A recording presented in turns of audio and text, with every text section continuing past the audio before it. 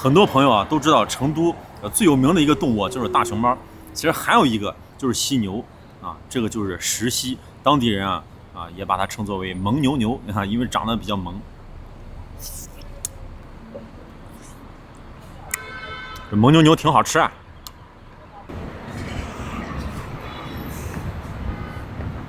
好，大家好，我是阿星，我现在在四川成都啊。我记得我上一次来成都的时候还是在上一次，那是19年啊，时隔6年再一次来到成都。那我现在所在这个位置是天府广场。这个成都这个地形非常有意思，它是一个圆的，是一环套一环，跟个火锅似的。这个天府广场呢就在这个中心的位置。因为它这个中心位置非常的好，所以周围你看都是什么四川科技馆、什么剧院、什么美术馆，还有成都博物馆。这个成都博物馆里头有一个镇馆之宝是啥？就是这个石犀。这个石犀呢是1973年在天府广场这儿被发现的。它怎么发现的呢？就是因为当时要修一个楼，就是电信大楼，然后它要挖地基，然后工人挖的时候发现这块大石头就是个石犀，然后专家过来一鉴定呢，专家说不得了，据专家推断这是李冰当年修都江堰用于镇水的一个镇水神器。当年李冰是在成都找了5块大石头，然后雕刻了5个石犀，分别放在成都的3个地方。这个石犀呢就是其中一只，但是这个石犀的这个挖掘也非常具有戏剧性，因为当时那个年代它的这个技术水平有限，挖不出来就就地回填了，然后在上面接着盖楼，这个电信大楼就盖好了。又过了几十年，到了2012年的时候才重新又挖掘，为啥呢？就是因为这个电信大楼要不用了，就是拆除爆破了，然后在这个原址上呢建大剧院。这个时候呢就顺道把这个石犀挖了出来。挖的时候呢又遇到问题了，为啥？就是很多这民众，尤其是周围的这街坊邻居这打市长热线说不行，你不能挖，人家李冰放在这儿几千年镇水的，好家伙，你们这专家给挖走了，那把我们这淹了咋办？专家接了电话之后就说我不管那个。专家说我不管那个，但是没过多久，这个成都就迎来了几十年难遇的强降雨，就形成了洪涝灾害。好家伙，这有的时候还不得不相信这个玄学。但是这个12年的时候刚出土这个石犀它不在这个馆，它在其他地方。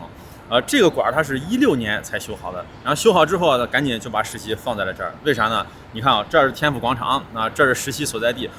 据他挖掘的这个地点离石犀放置的位置这中间现在不超过200米。说白了，这个石犀还发挥作用还在这镇水呢咱现在到这个馆里头看一看石犀本犀来。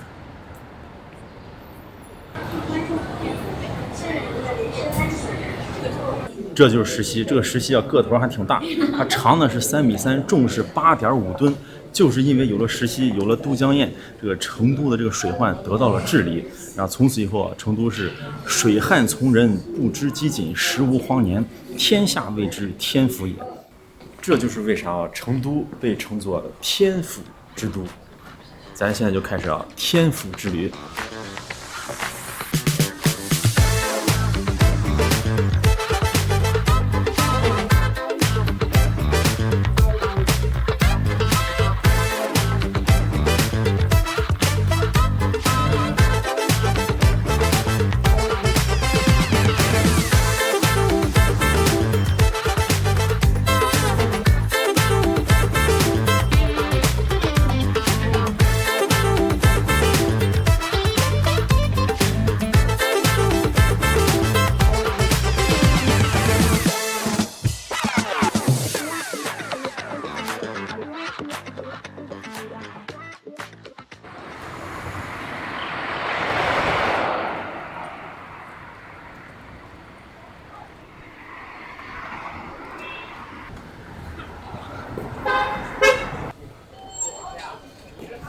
担担面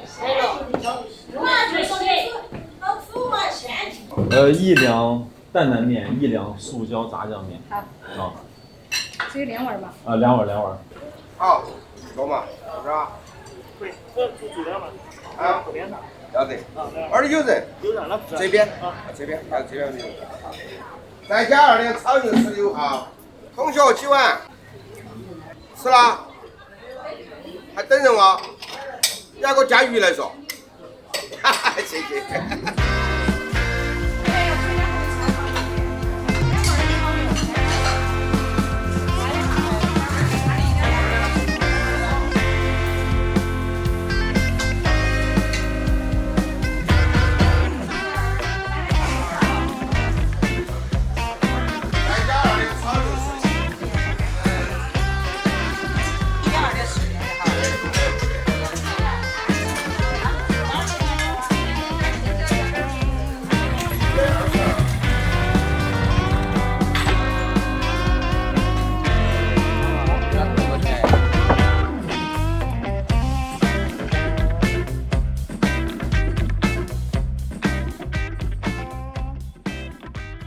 来到成都啊，不仅有美味的川菜啊，美味的火锅，还一定要尝尝这儿的面。这儿的面呢，千变万化，有很多。我点的是一个是担担面，一个是素椒炸酱面，都是成都的特色。但是这俩面一上来，我傻分不清，太像了。哎，老板，老板，你给我说一下，这哪一个是素椒炸酱？老板来了。为啥是一模一样的？分不清。这碗是素椒。有芝麻酱的，有涮水，这碗是没有的。哦，担担面这个是担担面。对。担担面是不是有芽菜是吧？对。哦，这个没有芽菜的。明白了，这个有芝麻酱。我要的是1两的，这个面就是1两的面，分量非常的少，赶紧和转一下啊！和转，这个和转啥意思啊？就是成都话啊，它有2层意思啊。一个就是说，哎，这个人啊，在这个社会上混得比较好，风生水起。和转，还有一个就是拌面啊，一定要给它拌开，就和转。为啥要拌开呢？因为它都是干拌面，这个面条呢是这种细细的碱面，稍微停一会儿它就坨了。甚至啊，很多现在成都的年轻人啊都不懂和转。这和转啊，就是说你这个拌面啊不能低于1分半，你低于1分半啊，你这个面它就和转不开。这很多老年人在这吃面，一看这年轻人这小伙子一看，你看这拌了半天，这面条还有白的呢，那就不行啊。必须融会贯通哦，这还是个汤哦，谢谢，海带汤。这现在1分了啊，还差30秒。这就是老登爱教人，老登爱教年轻人。为啥要和转开呢？确实是这样子。我拌了这么久，你看它这个肉还在底下，你必须把它分开了，因为它底下的调料都在一起呢。这个就拌好了，哎呀，都拌手上了。你看，为啥要赶紧和转？这个都快成饼了。你看这调料全在底下，这就是担担。这担担里头你看没，就有这芽菜，炸的这种胡辣椒，这就是精髓啊！哇，还有这种肉的颗粒，一块一块的这种肉的大颗粒。为啥要1两呢？哎，这就要讲到这个成都老吃家都是要1两，这1两这分量刚刚好。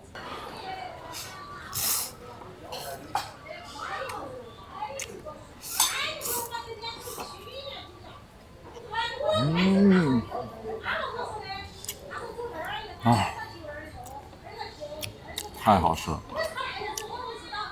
就一个字儿香。但是这个香啊，里头还有太多的词儿形容，我是形容不出来了。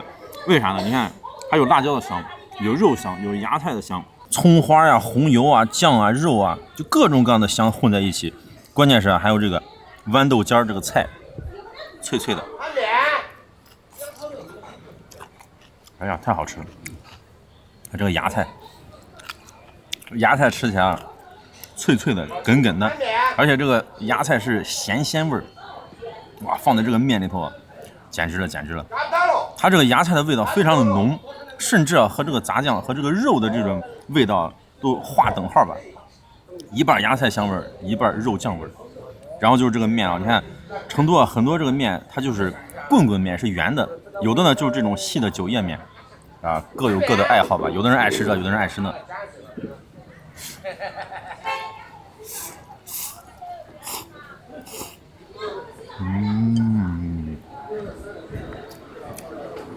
哎，再来个这胡辣椒。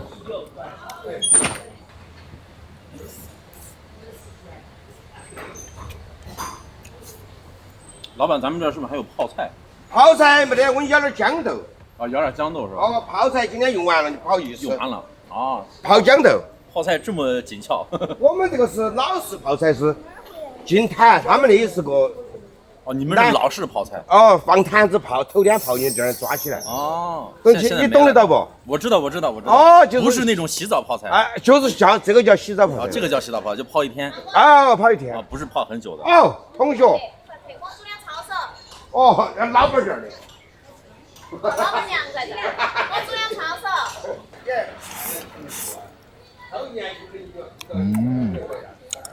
很有质感，咬起来弹弹的这个肉。真爱，来，来你尝我们这个，你拌一下。好嘞。这个也是自己泡的。哦，这里边还有辣椒，还有不，味精。我给你放滴点辣椒。哦。你来四川嘛是要吃点还辣子的。好。不，你拌一下，尝下嘛，尝我们这个豇豆跟其他豇豆有啥子不一样？不一样是吧？你肯定你吃了你就。让我尝尝。哦，你吃这个腌了多久？这个一般是腌10天。哦，6、7天，10来天，因为它腌那个时间才香噻。它这个味要稍微大一点，嘎。甘甜的那种酸酸的味道。哎，对。哎，好吃。脆嘛。不错。谢谢。泡菜没得了。哇，我感觉这个都找泡菜，泡菜没了。我感觉这个放在这面里头也好吃。再来一点这个脆脆的、酸酸的。最后一口这个担担面完美结束啊！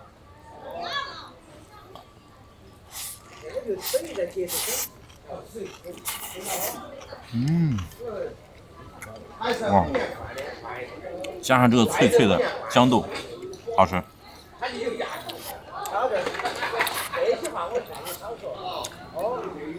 啥叫这个面啊？豁转开了，就这个样子。你吃完之后，你看没？这个调料在碗底就没了。全部都拌匀了，哎呀，这筷子都有味儿，我跟你说。来口这个免费海带汤，这个就很清淡了，清口的，因为这个面口味太重。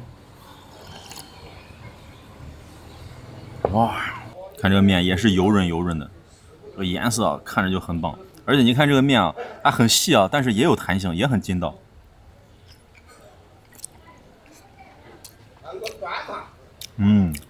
的确不一样，这个口味偏甜辣，然后呢里边加了这个芝麻酱就非常的香，还有呢它没有芽菜，就没有芽菜那股味道，就红油的味道更醇厚一点。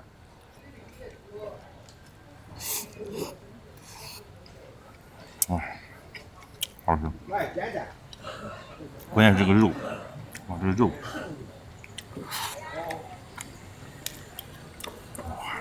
这碗面怎么能这么好吃？2碗都不够，我跟你说。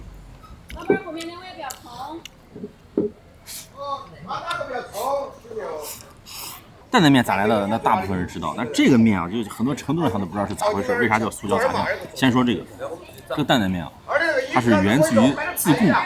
最早的时候在自贡啊，有一对夫妻就卖这个面。他卖这个面他怎么卖呢？他就刚开始的时候，他这个小本经营啊，没钱，就是租一个这种铺面，就挑个担子，然后前面这头呢就是锅碗瓢盆啊，什么这调料之类的啊，然后干面条，然后后边呢就是个蜂窝煤的炉子，上面架个小锅就煮面啊，沿街叫卖啊，就挑个担子嘛，所以叫担担面。这个面因为味道非常的好，就广受欢迎。你看它是干面，为啥是干面？就因为你挑着担子，如果你卖汤面啊，它容易洒出来这个汤在大锅里头啊，不方便，所以呢。这个担担面啊，就肯定就是干面，而且啊，你看就是碗儿，你看人家这个也是老传统的这个老店啊，都是这么小，所以为啥我说就点一两，它本身啊就是一个小吃小面。再说这个素椒杂酱，这个素椒杂酱它得分开来说，就是素椒是啥？素椒就是用菜籽油泼的这个辣椒，这个红油就是素的嘛，它没有荤油，没有什么猪油牛油。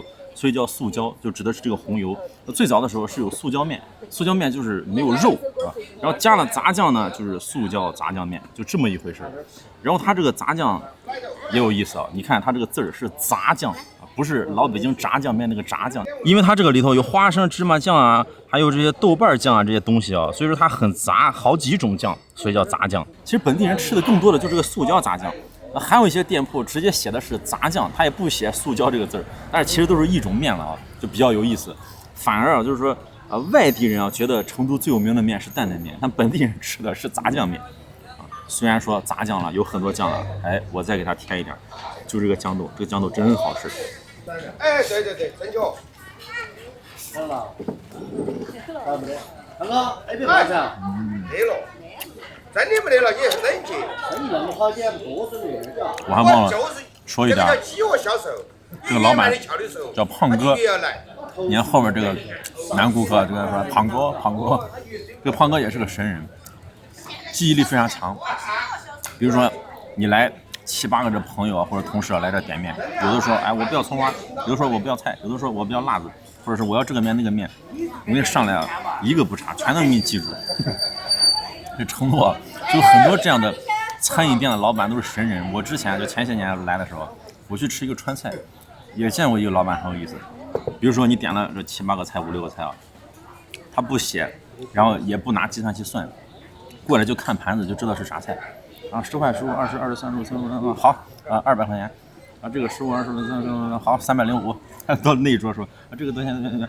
就是一念，然后就加减乘除就出来了。妈，这神人太多了。这种店啊，一般都是干了几10年的，这脑子反应快。其实啊，你拿个手机啊，计算器这么一摁啊，发现这价格都不对。这时候你就问老板说：“哎，你这咋算这么快？你这价格不对吗？”老板说：“哎，你别管价格，你就说快不快吧。”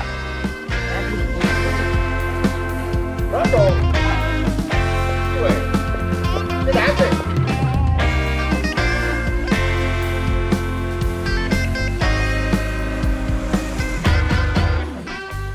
2碗吃完，你看这个碗，这才叫好吃的面，啥都不剩。但是没吃饱，还要来一碗，为啥呢？因为他家其实最有名的是鳝鱼面，来尝尝。都1两的，强哥。再来1两鳝鱼面。鳝鱼面啊！哎呀，大块的鳝鱼，10块钱还有这么多鳝鱼，这鳝鱼都不止10块了吧？看底下这个调料，打开看看，哇，全部都是调好的。这胡辣椒，你看这个鳝鱼面呢，明显啊就更温润一点。你看这个汤水比较多，是不是非常香？感觉，哇，看着就想吃啊！行了，别减肥了，我知道你受不了了，赶紧点个外卖吧，还有泡泡面啊，弄个火腿肠，煎个鸡蛋。看，哎呀，先尝这个鳝鱼肉，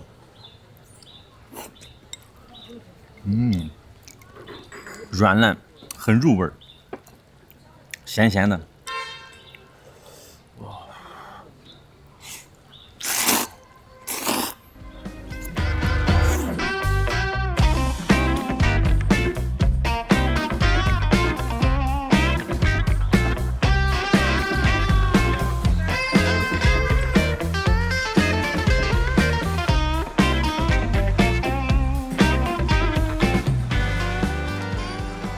人民公园我又来了。这个人民公园以前叫少城公园啊，修建于1911年，它是四川省第一个公园啊，距今是100多年历史了。来到成都一定来这个人民公园逛一逛。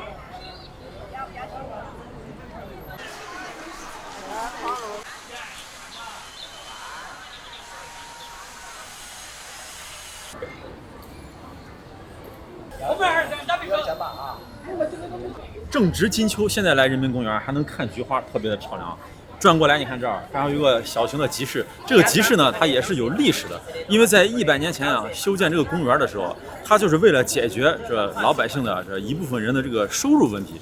因为啊，最早这儿就开拓出来一个广场，然后大家就能在这儿摆摊儿啊，就是卖东西，叫小商小贩。然后现在呢，这个传统也留了下来啊，这是个集市。这公园啊，人真多，特别热闹，打牌的，那还有跳舞的。哎呀，跳舞的。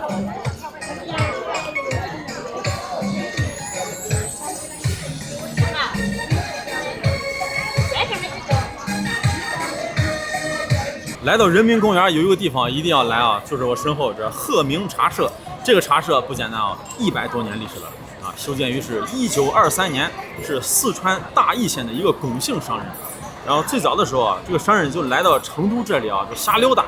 突然呢，他看上这块地方了，就觉得这个地方是风水宝地啊，就准备在这投资啊，修一个茶社。当天晚上他就做了一个梦，这个梦啊，就梦见有很多鹤在这嬉闹，在这鸣叫。然后他醒来之后呢，他又想到他的家乡有一座山，这个山呢叫做鹤鸣山，因此得名啊，这个茶社就叫鹤鸣茶社。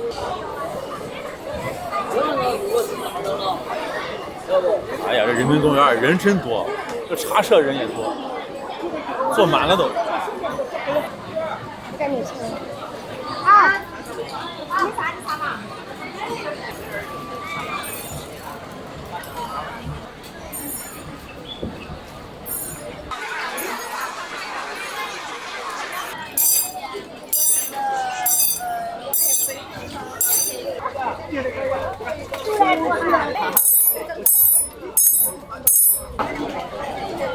舒不舒服？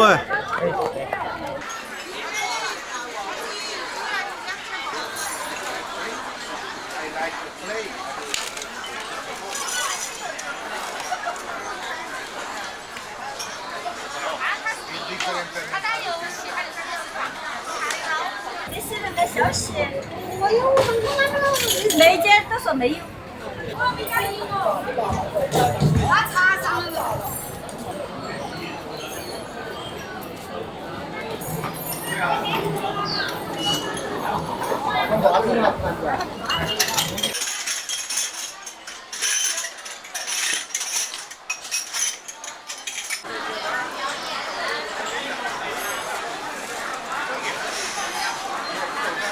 这个茶楼啊是最有名的，在最早的时候，这公园里头其实有很多茶楼。那为啥这个最有名呢？就是因为这儿有很多文人墨客来过这里，比如说巴金叶圣陶、朱自清，还有李杰仁。你看现在这年轻人都爱拿个笔记本电脑到咖啡馆里头喝咖啡，是吧？咱这老祖宗古代的时候就爱喝茶，其实是一回事。1毛钱2毛钱是吧？就点杯茶在这喝我的来了是吧？好嘞。宵夜餐茶人是谁？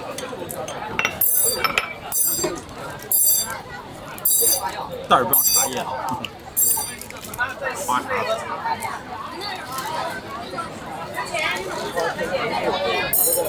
我点的这个茶呢叫非遗餐茶现在不能加水，为啥呢？一会儿有茶博士来给咱加水。啥博士？茶博士。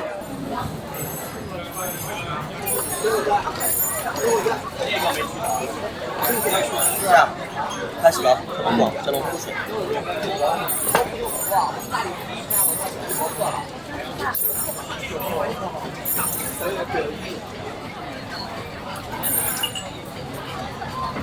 哎呀，这种产出，这个精准啊！乌龙摆尾。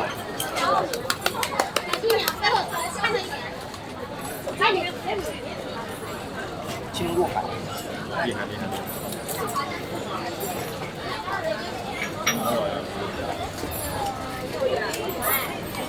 怀中鲍鱼。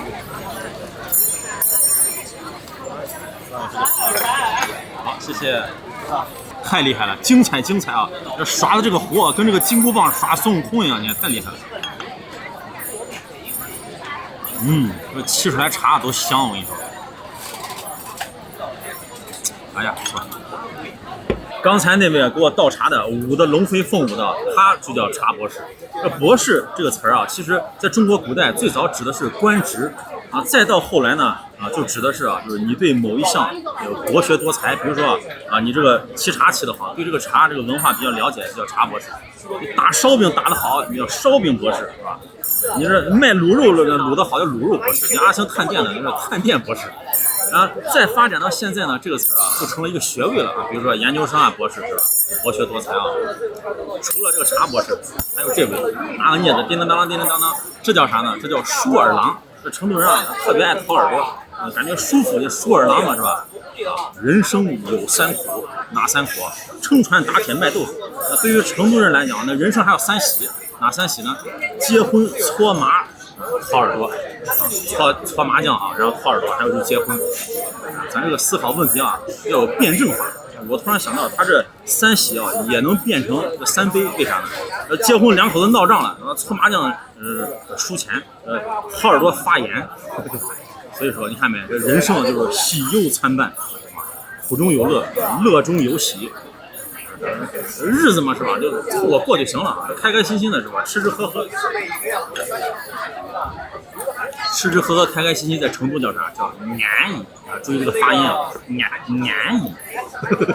成都人啊，最爱喝的就是花茶。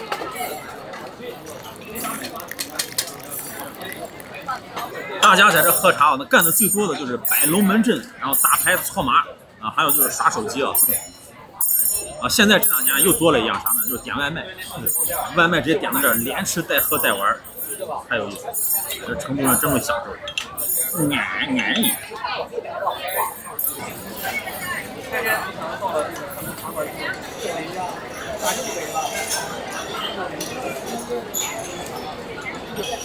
它这烧水用的还是老虎灶，不过这不是以前的，是新砌的。这里头灌的就是热水。进了考场，考题发下来，他连题都没看。那个年代考场什么样？6道轮回，你所有历经往事的冤亲债主，趁节日日子有仇报仇，有冤报冤，过后不补。回你的客栈。它这个茶馆啊，分为好多区域。那咱现在来到这个区域啊，是表演区域。一会儿有川剧变脸，那来到成都啊，一定要看一看川剧变脸安排上啊。来到这儿喝2杯茶，你看外边1杯，这儿1杯。开水，干杯！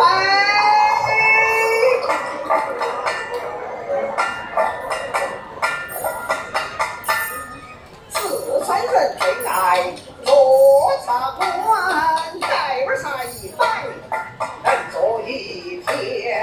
看长府餐饮，烟花缭乱，海底捞月，抒情飞溅。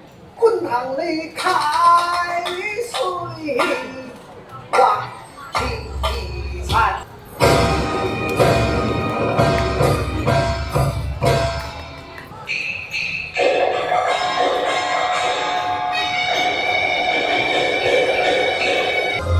我在这等变脸呢，先上来是长湖表演，这就是刘关张、陶渊3兄弟在这结义的。人家有鸽子。压轴的看来就是变脸了。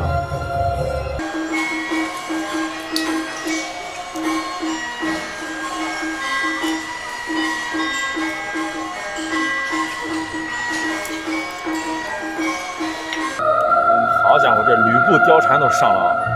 这是准备3英战吕布啊！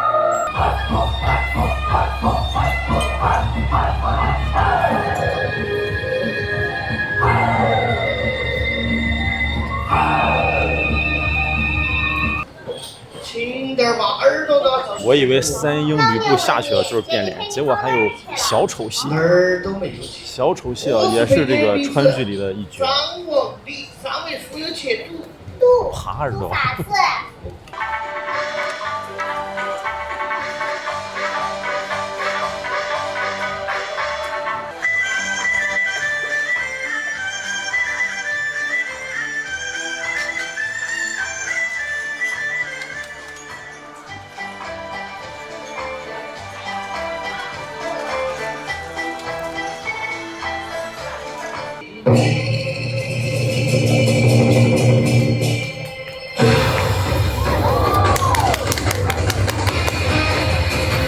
这才是咱进的节目来了，互火变脸。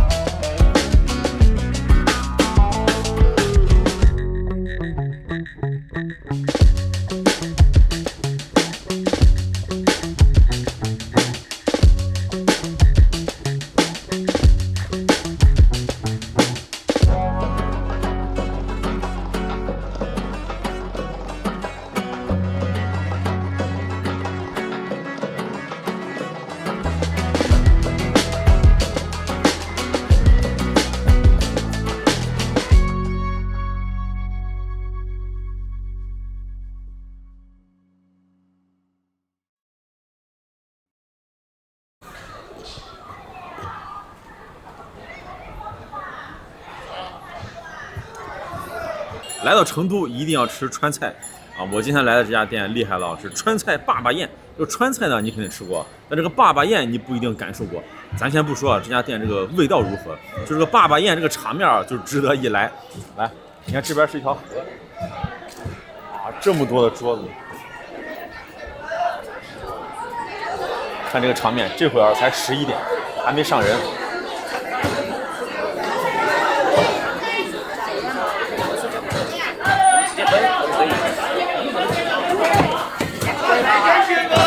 真安逸。宫保鸡丁，2份，看到那个面，凉面什么，哎呀，太热闹了。我没端，我点了。这是蒸菜，这还有大桌子。我是自己端菜的，自己端菜有意思。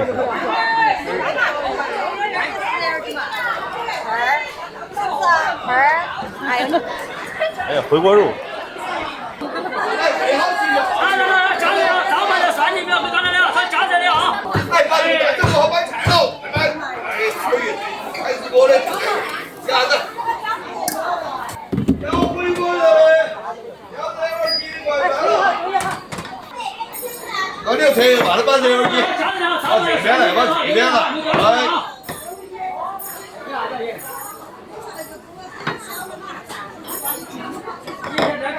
死过人，那200斤那个死过人给喊拿，哪有碟子？来，这耳机来了，危险的嘛，哎。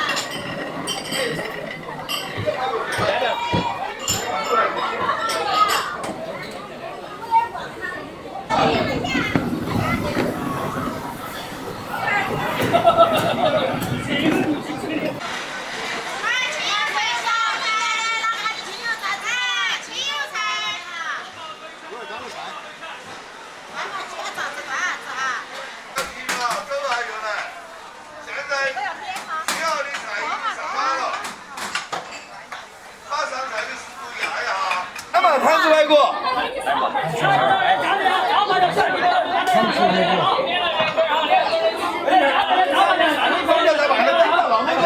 我接了。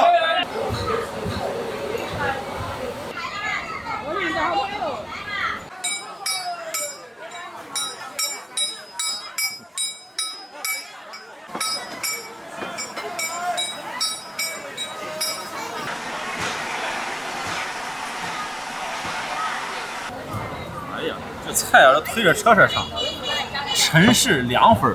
这个凉粉就是他家这个店名陈氏凉粉，人家就是卖凉粉起家的。凉粉最有名啊，我先端一个往这一放，为啥呢？把这个桌子先占住，然后咱再拿菜。为什么？甜烧白，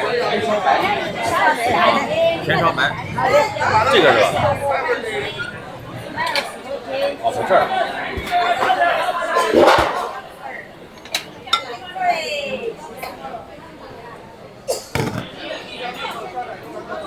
哦，还要撒白糖。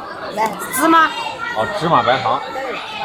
哎呀，看这个菜，大肥肉片子啊！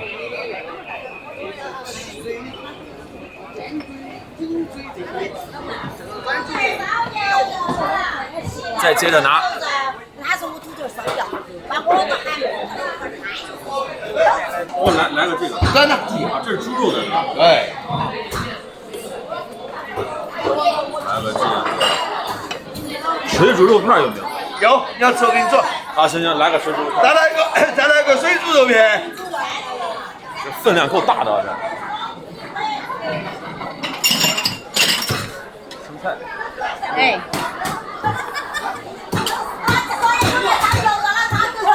你看他家还有各种卤味，然后鸭舌，那还有凉拌鸡、凉面，脑花豆腐有，来给你准备好的了。脑花豆腐，哎呀，刚好有一个脑花豆腐，毛血旺。来，把这个端一下，来，这端开，哎，毛血来了，这儿把这个端开。你别看这娘娘多，没人给你端菜了，自己端。拿走嘛，把这个小盘子端起来嘛，对。哎，对，好，扣上去。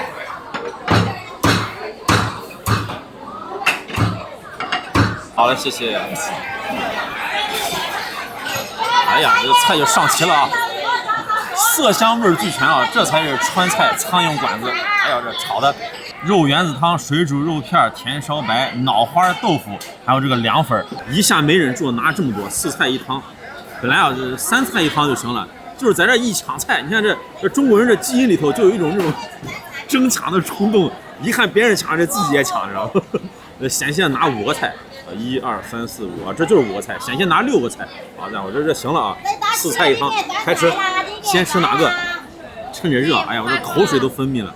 先尝这个水煮肉片，刚出锅的，你看这个油，这辣椒面，哎呀，给它拌一拌。不得不说，人家这个菜啊，出品还是不错，这个颜值看着就非常的地道。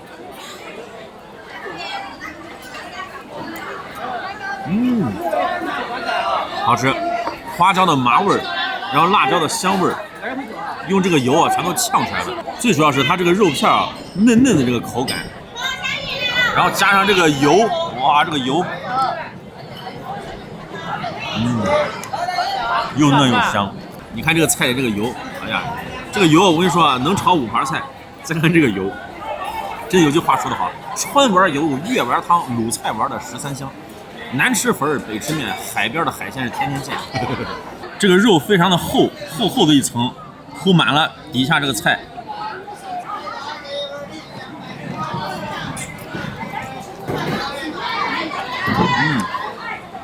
笋还有芹菜叶，哦，这还有蒜苗。这个水煮肉片，这个底下的这个菜啊，每一家都不一样，有的放什么豆芽呀，啊，有的放笋，还有啊就是放这个油麦菜，你放啥都行。哎呀，真的是正经川菜啊，太油了，吃菜跟喝油一样。这上面撒了葱花，这个是勾了芡的，看浓浓的豆瓣酱，这个红油，这是大块的豆腐，这还有一大坨这个脑花。你看这成都人啊，这个吃饭啊，就是什么各种花，蹄花、脑花、豆花。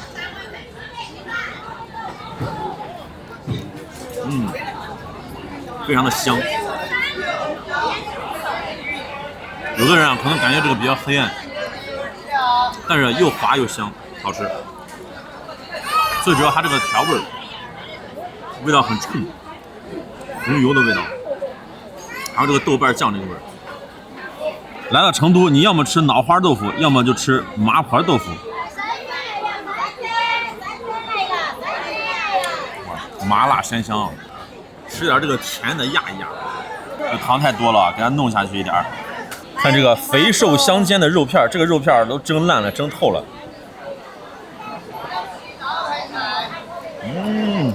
哎呀，哇，这好吃，一点都不腻，全是这种猪油的香味儿。然后呢，这个肉啊进到嘴里头全都化了。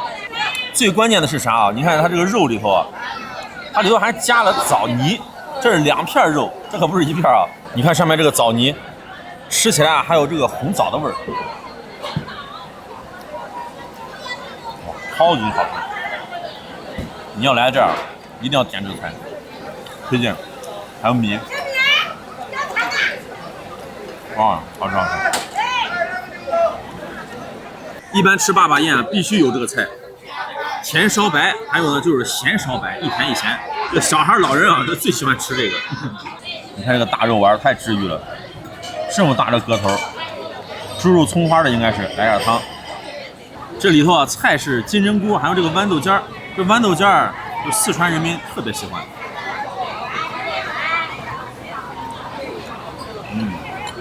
还有很浓的这种清香味儿，就是豌豆叶的这种清香味儿。哎呀，在这吃饭啊，这立体声，我跟你说，这娘娘从这边走到这边，然后吹皮鱼，吹皮鱼，左声道右声道，环绕立体声，耳朵都震聋了，我跟你说。哇，它这个肉丸，你看一夹就碎，所以说一入口啊，非常绵密，一下就化了。这些娘娘主要就是气氛组啊，烘托气氛的。你没这个声啊，你还真没有这种八嘎宴的感觉。那个本来就烧不起了，你还拿到？好，再来尝尝这个啊，这是看家菜了啊，陈氏凉粉，这就是红油凉粉，你看这油非常多。这个酱呢，闻起来有点这豆瓣酱这个感觉，就是豆瓣酱，哇，好咸，哇，好吃啊！它这个里头是加了碱，有点碱味儿，然后吃起来呢，哎呦，非常的 Q 弹。这是啥菜？看啥菜都想吃，你看，这么好的菜啊，得上米饭。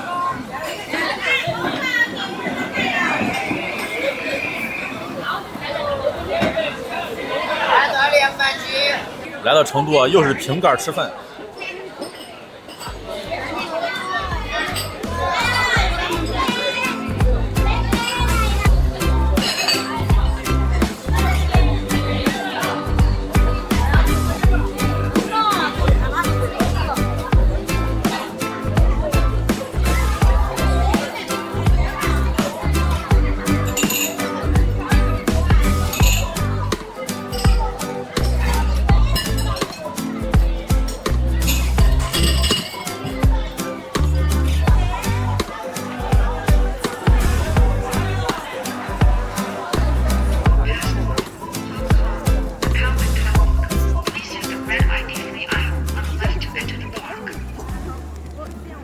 来到成都一定要看一看大熊猫的国宝啊！看我身后啊，这里是成都大熊猫繁育研究基地啊，这可以说啊是全宇宙这规模最大的看大熊猫的地方。来，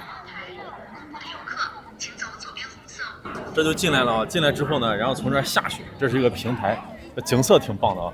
下去干啥呢？一定要找这个观光车啊！你要不坐观光车，我跟你说，这里头可大了去了，走个10公里不止。我是做了攻略来的，赶紧下去找观光车。太大了，这里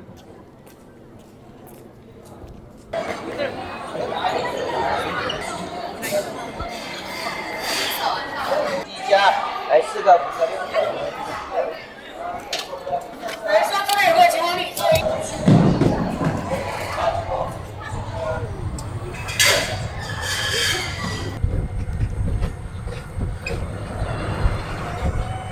看这个导览图，这面积非常的大，馆非常的多。这一下车啊，就来这个星星产房啊，尽显专业。为啥叫星星产房呢？我做攻略听说啊，这儿的熊猫比较可爱，也比较小。然后呢，它是星星，咱是阿星说，那得先到这儿来，本家。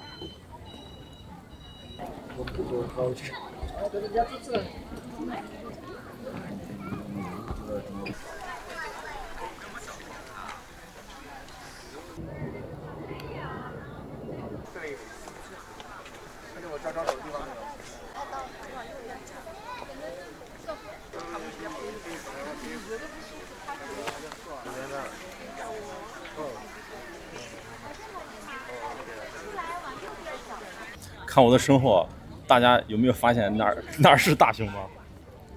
我跟你说，我来到这儿啊，我才发现这个大熊猫，你看起来很可爱，憨态可掬啊，实际上呢非常的灵活。我感觉这不是大熊猫，这知了猴。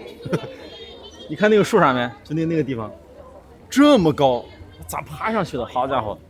再看这儿，在这树杈这儿，而且是睡觉，在那个上面睡觉，都掉不下来，太厉害了。这里的大熊猫，你每一个都有自己的名字，你看这伦文、星运，然后它这里头还有一个网红大熊猫叫花花，这特别有名，但是啊咱看不上了，人太多得排队。我觉得这个看花花不如看黑黑，为啥呢？黑黑还能撸，黑黑是谁呢？啊，黑黑就这个，哎，上来了，别光看是吧？赶紧关注是吧？提醒你呢。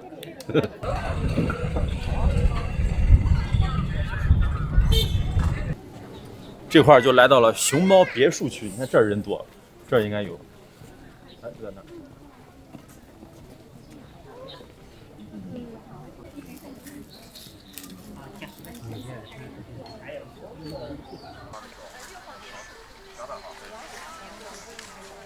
那你来拍几张照片，我来看看。我这里最近的3个。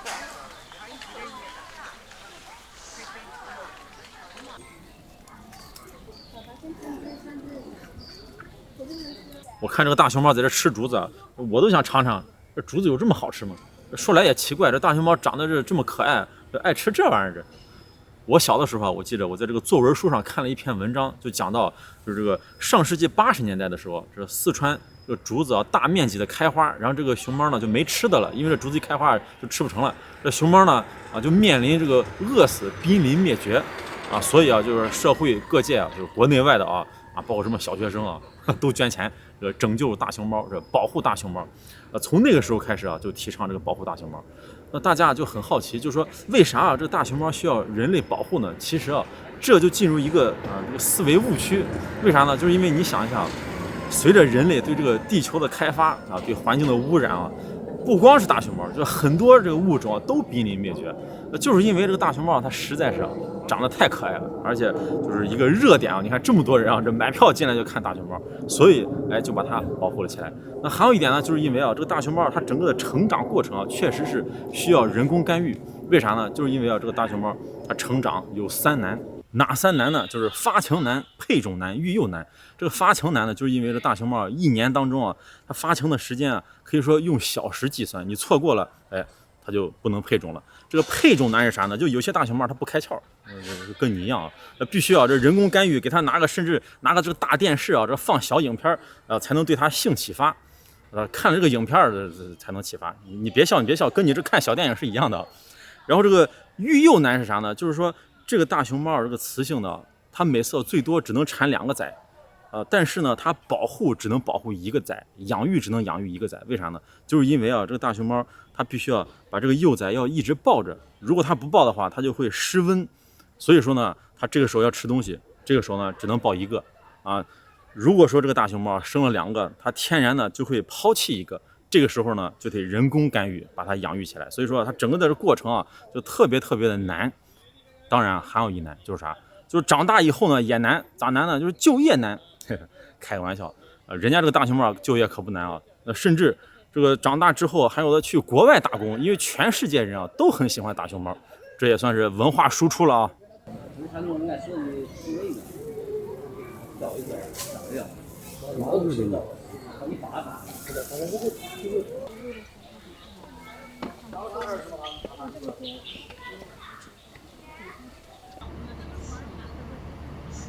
看完这些可爱的熊猫，让我想到四川的一首童谣，这么唱的胖娃儿胖嘟嘟，骑马上成都，成都又好耍，胖娃儿骑白马。胖娃儿胖嘟嘟，骑马上成都，成都又好耍，胖娃儿骑白马，白马跳得高，胖娃儿耍关刀，关刀耍得远，胖娃儿捡铜钱，铜钱捡得多，胖娃儿卖馍馍，馍馍没得糖，气得胖娃儿哭一场。胖娃儿胖嘟嘟嘟嘟，骑马上成都，成都又好耍，胖娃儿骑白马，白马跳得高，胖娃儿耍关刀，关刀耍得远，胖娃儿捡铜钱，铜钱捡得多，胖娃儿卖馍馍，馍馍没得糖，气得胖娃儿哭一场。我现在来到这个地方叫做水碾河，它是一个社区老社区，这个面积非常的大。我来这干啥呢？就是吃个串串。哎呀，我今天晚上就特别纠结，我到底是吃火锅呢，还是吃串串？纠结的我是抓心挠肝。后来我决定要吃个社区串串。这社区挺漂亮的。哎，你看这来到成都这猫都这么安逸。咪咪咪咪。你睡，不打扰你。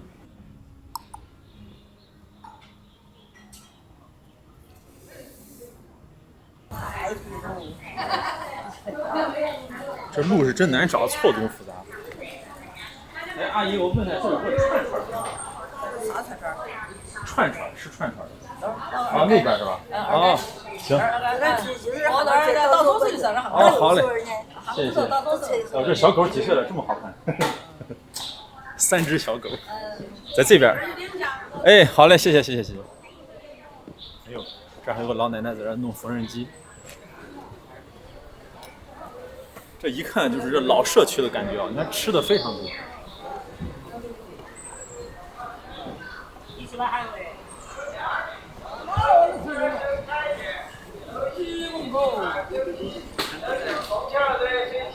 小酒店啊，小吃。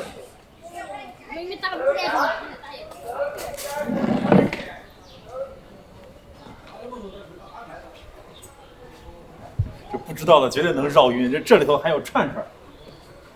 我现在知道这个阿姨刚才为啥啊要问我是哪个串串，因为这串串实在太多了。你看这有个洲际串串也挺有名的，咱吃的是在前头这个。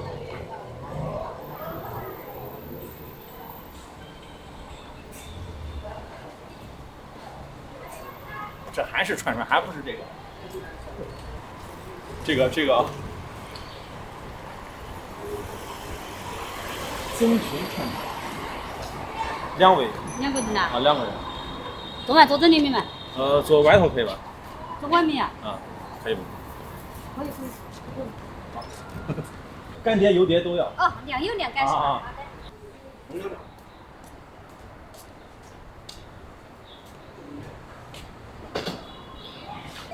这个灯。哎，好，亮。咱们家这个锅底是不是免费？啊，对。哦，免费的锅底，有特色油碟、干碟。哎呀，看着就太棒了。好嘞，谢谢。这个锅底啊，我刚才说啊，来个中辣啊，结果人家就说啊，就这个，啥意思？它没有什么啊中辣特辣的，你吃着感觉不辣可以再加啊，这就是就是大姐啊，对于成都这本地成年男性的这个默认辣度啊。这拿菜啊还费劲，还得过个马路，这是马路这边。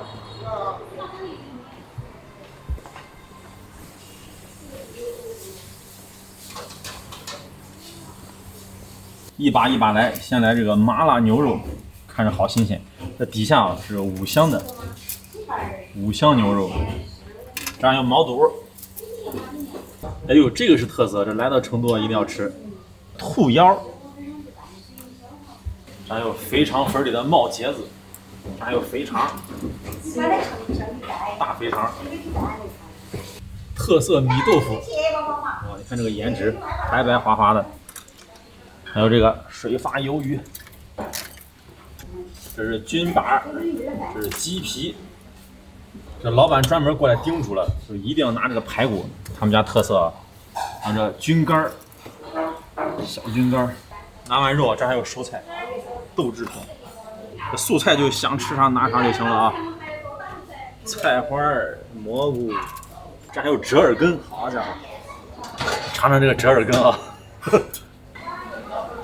这过马路还得小心，还得左右看看。你老了他就要收司机了，慢慢收司机。下菜。这个排骨先下，慢慢煮着。咱来这吃串串就没有那个必要了，什么啊这个煮个10几秒，那个煮个1分钟的，你不管啥，这一股脑下就完事儿。这主打的就是一个随意啊！哇，你看这个红油，太香了。这锅底免费，你敢信？再把这个血下进去，血要提早下。哎呦，我血可以和那个冷锅血。哦，冷锅血。这就是清油的是吧？全清油的，全清油。这个成都这种老式的传统就是清油。对。啊，那牛油都是从重庆那边过来的。对，那个最先成都就是全清油的。全清油。那你们这家开了多久了？33年。33年了。对啊。哇，92年。老传统味道。对。厉害！我就看这个油，我一看就是正宗。老成都，这就老成都味儿。这个老成都啊。着重介绍一下他家这个蘸料，有意思。这是干碟。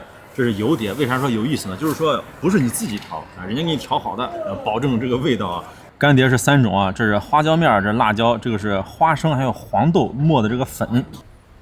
我跟你说，这个才是看家本领，为啥呢？这里头就是香油、蒜泥，还有点黑芝麻，但是你趴上一闻，我跟你说，它这个香油是个啥味儿啊？就是那种小时候就农村就自己家磨的那个香油那个味儿，非常非常的浓。这时候再来点香菜，提味儿，还有这个小葱，哇，这么一搅拌，疯狂搅拌啊，活转，然后这么一咂，哎呀，香的不得了。现在慢慢开锅了，先别吃串，大片的这个毛肚。给它涮一涮，新鲜的毛肚7上8下，沾上红油，再过上这个香油，这一口下去，这就不过了。这个味儿。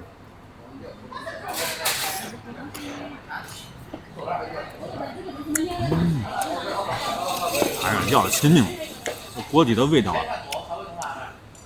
就滋儿一下，这个味儿。串好了，哇，给它翻一翻。我要在那个油里头蘸涮一下，那就没得我了。哦，好。拿那个油里，那就给我吃。我还嫌不辣，我就多蘸这个油。我就专门蘸这个油，我跟你说，就这个油又香又辣。大姐说你在香油里涮一下，就没这么辣了。这个咱来蘸干碟啊。哦，要搅一搅是吧？哎，把那个，就把那个。哦，要先搅开。搅均明白，我先放这儿。我以为就这样子搅呢，还是先搅开啊。你看这露怯了，这业余了。活转，来到这儿成都就是活转。咸辣香。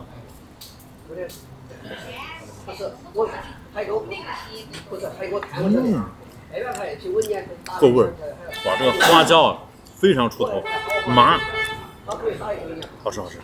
这个签子放这儿啊，好嘞，底下有个桶专门放签子。我呀，这个花椒太霸道了。再来这个鱿鱼，哎呀，这个花椒我跟你说有点夸张，我跟你说这个锅底啊都没有多辣，一蘸这个啊太麻了，又麻又辣。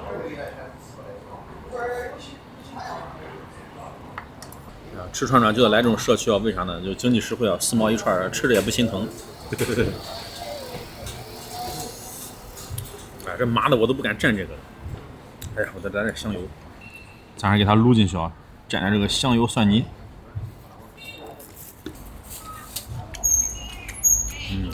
真是牛肉好吃，一小坨这个牛肉，它本身腌过的，很有味道，吃起来这口感很新鲜。弹的这个，再尝个原味啊！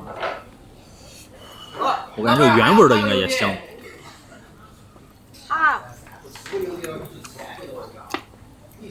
它这个原味本身也很有味道。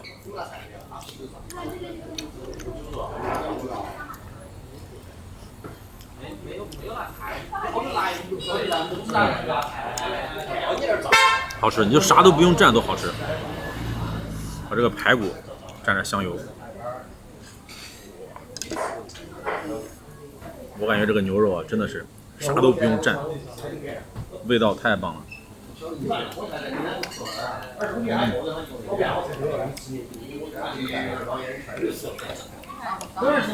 哎呀，好吃的都忙不过来，你看这个签子，这个手到这个手，这个手到这个手。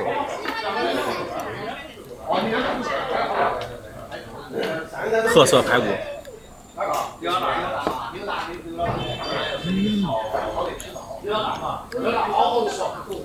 我还以为啊里头有骨头，结果啥骨头都没有，就是排骨上那个肉，入口直接吃，非常香。我觉得啊这一串一串太费劲了，这也不是我风格是吧？我准备要把它全拿出来，给它全部撸到这个盘子里头。哦呦，这才过瘾。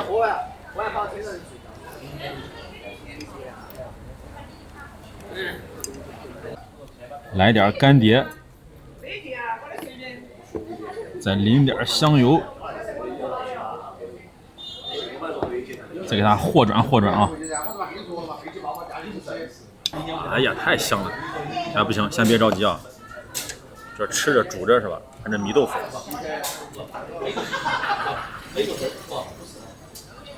全下，一把抓。哎呀，这才叫吃串串啊！啊，这块有点骨头啊。也没骨头。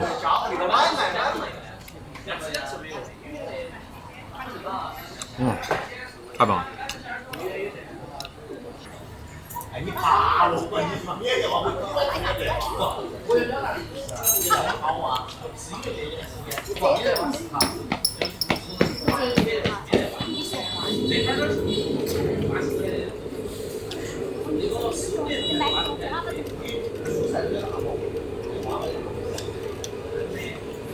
你今天没给舅舅说的位置啊？火调大点啊！你几位嘛？捞个血尝一下，这个血呢就要蘸干碟了。哇，我现在都不敢多蘸啊，太麻了，又麻又辣。4个大人。这粉就不好夹，你看。再给它来点香油蒜泥。这一口下去了，绝了！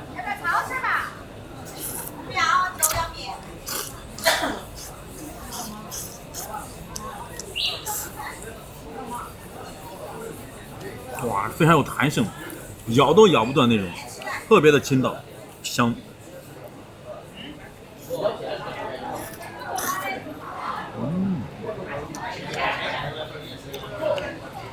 哇，这粉好好吃。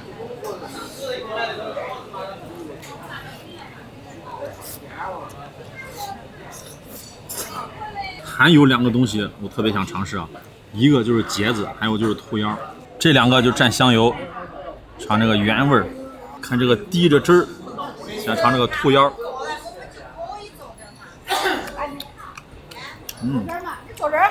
兔腰非常的香，而且兔腰没有多大的腥味儿，好吃。爆汁啊！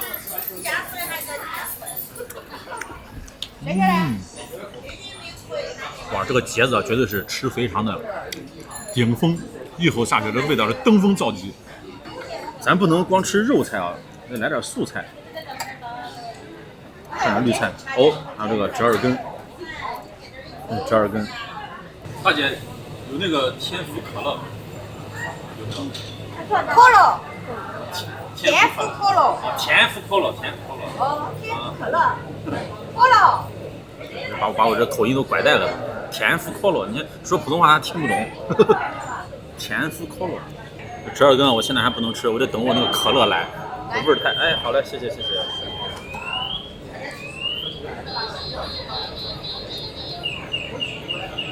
我要天福可乐，给我拿个可口可乐。植入广告，这是强植入啊！这是。算了，咱一会儿再喝这个天福可乐，可口可乐。哎呀，挑战一下折耳根啊！啊，历经这么多年，我现在吃折耳根啊，其实也可以了，没那么恐怖了。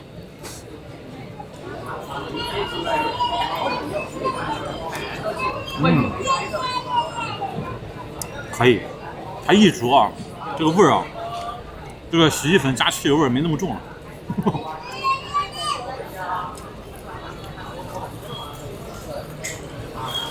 啊，我看看到底他家有没有这天福可乐。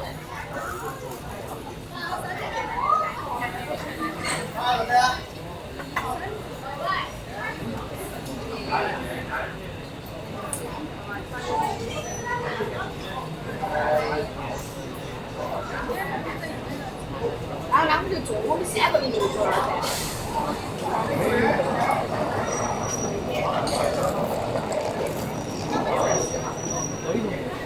闹了半天的没有天福可乐，只有可口可乐。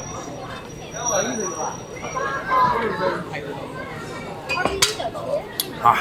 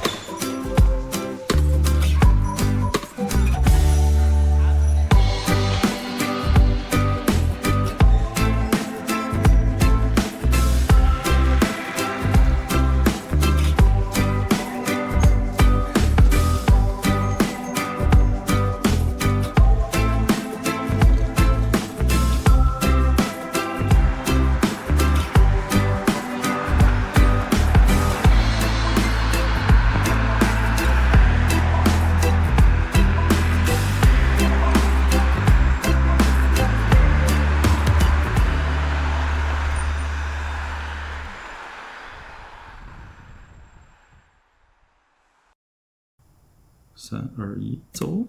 胖，胖娃儿胖。胖娃儿胖嘟嘟嘟嘟，骑马上成都，成都又好耍。